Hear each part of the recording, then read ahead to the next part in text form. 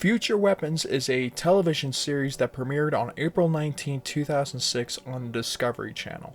Host Richard Makowitz, a former Navy SEAL, reviews and demonstrates the latest modern weaponry and military technology. Future Weapons was a really fascinating show, and I really enjoyed watching it back in 2006 to 2008, as it was something that I liked in the sense of explored the US military, and it kind of delved into the type of technology that the US military was using at that time. These types of documentaries were prevalent around that time on the History Channel, Science Channel, and on National Geographic, and I really loved watching this type of content. Two other shows that kind of remind me of Future Weapons is Modern Marvels and how it's made, and the way they explore and kind of teach you and educate you on how the types of technologies today affect society and how they're used. And I really love that type of content, those types of documentaries where it combined history and technology, and in this case it combined the understanding of how the military, the US military specifically, works and the type of technology that they want to incorporate and utilize in the future.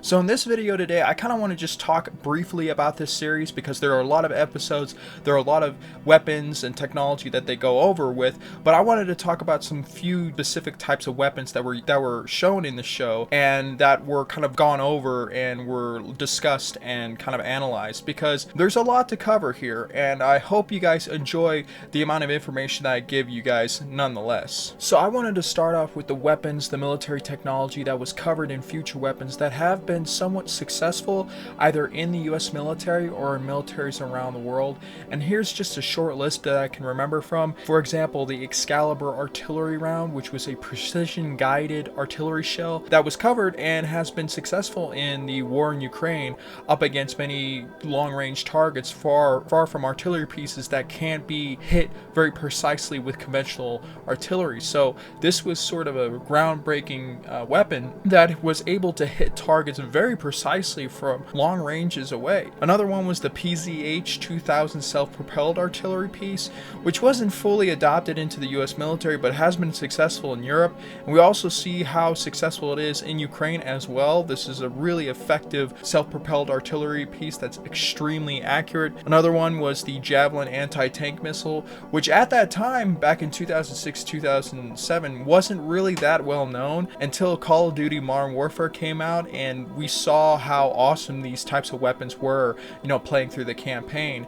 And we also see how awesome these anti-tank missiles are up against Russian tanks in the 2022 Russian invasion and their Ukraine war, as they've been able to devastate many of the Russians' tank forces. Another one it became really popular and almost like a meme on YouTube for a while was the AA-12 automatic shotgun, which is a really cool shotgun, to be honest with you. I've seen it, shot on many YouTube channels, a lot of YouTubers who are gun tubers in a way, using this weapon, and it's really cool seeing this in videos and stuff, and it's something also to see that's awesome in movies as well. I love that they covered it in detail and talked about its design and how revolutionary it was in the show. Now, I'm not sure if this weapon is really becoming widely adopted. I can say it is still very successful because of how widely popular this weapon has become. Another one is the Reaper drone. The Predator drones were covered and talked about and their success on the battlefield, and the MP7 submachine gun, which is really a cool little submachine gun that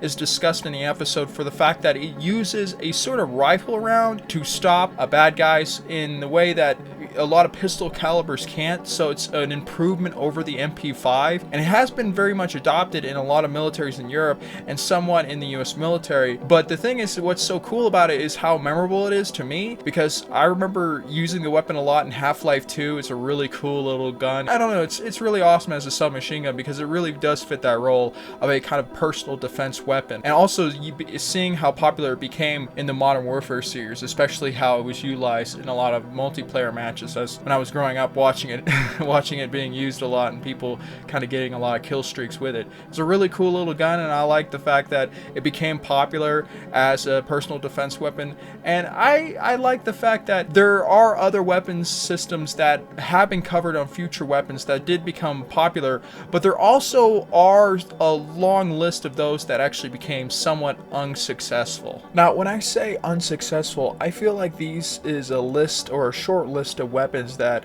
really didn't make it to past the military testing phase, as they weren't fully adopted either in the US military or militaries around the world. And so these are the ones that are most memorable to me. First one being corner shot. Corner shot was this weapon that was developed for close quarters battle in houses and urban environments, so that when you're engaging bad guys, instead of exposing yourself around a corner, you would have this weapon that could actually automatically do this for you, have a display, and you could take out the bad guys without really putting yourself in danger. The idea at the time was very creative, but it just wasn't worthy enough for adoption into the US military. While the Israelis did use it, it just didn't really gain that much popularity, and it seemed not that practical overall. Creative and clever in its design, but it didn't really make up for the fact that a lot of people didn't see its usefulness in the end. Another one is the dragon skin body armor, which was pretty unique for its design in comparison to other body armors that were existing at that time used in the US military, which had a combination of plate armor with some vests. But this one had overlaying ceramic material, which prevented and helped in a lot of displacement of the kinetic energy from the bullets impacting the vest.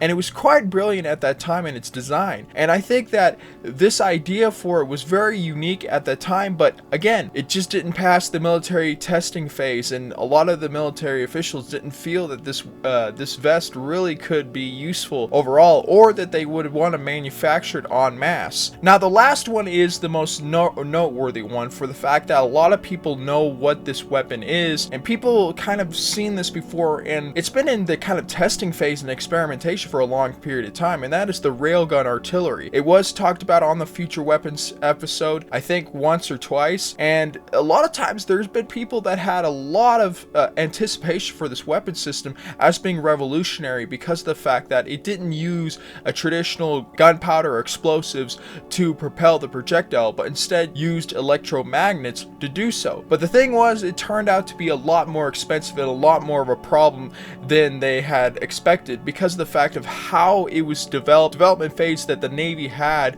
for this weapon system just took so long and was so expensive that they felt that it was not even practical putting it on a battleship and using it out to sea, as missiles could probably do a lot better job than what this thing could do. This weapon might come to fruition in the future, but for now it's just so expensive, it's so difficult to manufacture and to produce, that it's not really that practical at all. Now, if you would want to learn more about these types of unsuccessful weapons that were shown on Future Weapons, there's actually a dedicated YouTube channel that goes over each individual weapon in detail and talks about how they haven't been successful, or ones that were actually successful. As in this video, I'm not going to be able to give you all the details and all the information possible, as I'm kind of going through a short list of most memorable weapons to me. But check out this channel, as I'll put the link to in the description below. Now, that was a list of weapons, whether or not they were successful or unsuccessful, that I kind of remember from the series, and there's a lot more that can be talked about. But the weapons that I remember specifically a lot that were showcased constantly were assault rifles that were supposed to be replacements for the M4. The M4 carbine, the M16 series of rifles have been very successful in the US military,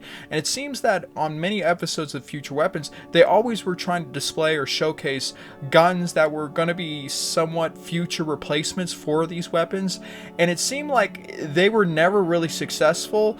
The most popular one was the Bushmaster ACR, the Magpul rifle, which was really unique in its design, how modular it was and how it could change calibers. It can go from 5.56 to 6.8 to even the 7.62 by 39 caliber used by the AK-47. And at the time, I was really kind of blown away on the episode of how unique and revolutionary this type of assault rifle was. But I guess it just wasn't that unique for the military to see that it should be mass adopted or used as a replacement for the M4 carbine, because it seems like the weapon really only succeeded in the world of Call of Duty Modern Warfare as this great weapon system that a lot of people enjoyed using it a lot of times in that game.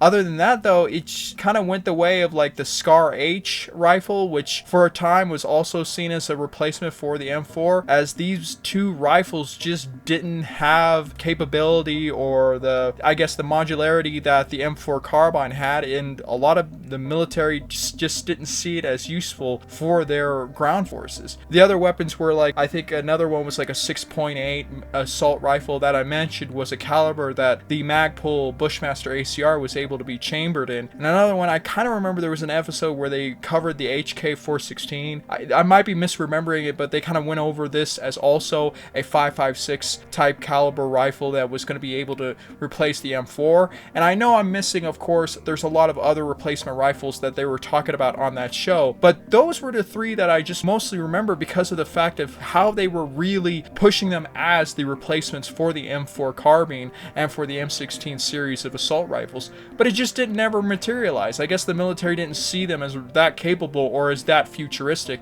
Now, of course, I can't talk about the show Future Weapons without having talked about the host, the really great host, and that was Richard Makowitz, a former Navy SEAL. He was the main host of this television series, as compared to a lot of other hosts on other educational kind of tech shows on Discovery Channel and on the Military Channel, on the History Channel. I think that he's like on the top list of mine of like the most memorable hosts, as he did a fantastic job of being enthusiastic, very much intrigued with the technology that he was discussing with many of the experts and contractors, as he really made the show fascinating with his great voiceover, the fact that he also brought a lot of military expertise to the show, whereas I think a lot of other hosts wouldn't have been able to do so. And I think he was such a great host in the sense of like, he really was fascinated with the technology. He seemed like he was very much wanted to learn more about these weapons, and he really gave his honest opinion about each one. And that's what I loved about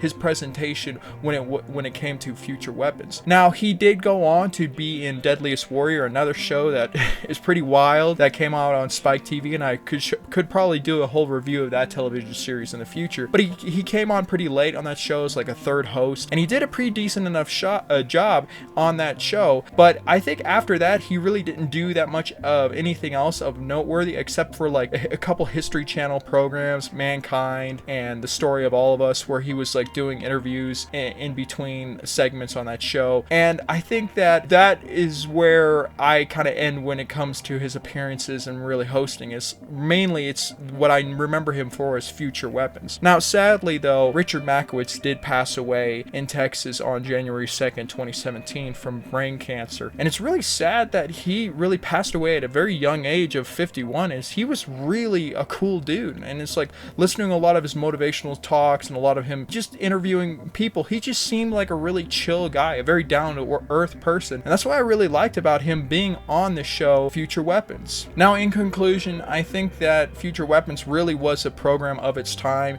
It was something that really was making for great cable television, because people needed to watch something that was not only informative and educational, but very engaging. And that's what Future Weapons was. It was a great tech show, and you learned about new types of weaponry that the US military was interested in, whether or not they were successful or unsuccessful. And that's what I really loved about the series, and I feel like it has a lasting impact in that you see a lot of the weapons that were being displayed in the show on video games. One of the most notable of the series is Call of Duty. Like I mentioned throughout this review, is that Call of Duty really had showcased a lot of the weapons, like I said, the Javelin anti-tank missile, the MP7 submachine gun, the active protection system that was also showcased on the show that I really didn't get into, but was present within the Call of Duty Modern Warfare 2 campaign. All these types of systems were all in the series, and I remember that playing through much of Call of Duty, how I kept being reminded about how this was also present, these weapons were present within the Future Weapons series. I really loved this show, and I feel like this was something that was really great, even though it was only like 3 seasons from 2006 to 2008. It really had a lasting impact. I mean, I really loved the technology and the kind of how it made me more fascinated with military technology and weaponry of that time. And I'm really glad that, you know, we had Richard Makowitz on that show for that period of time,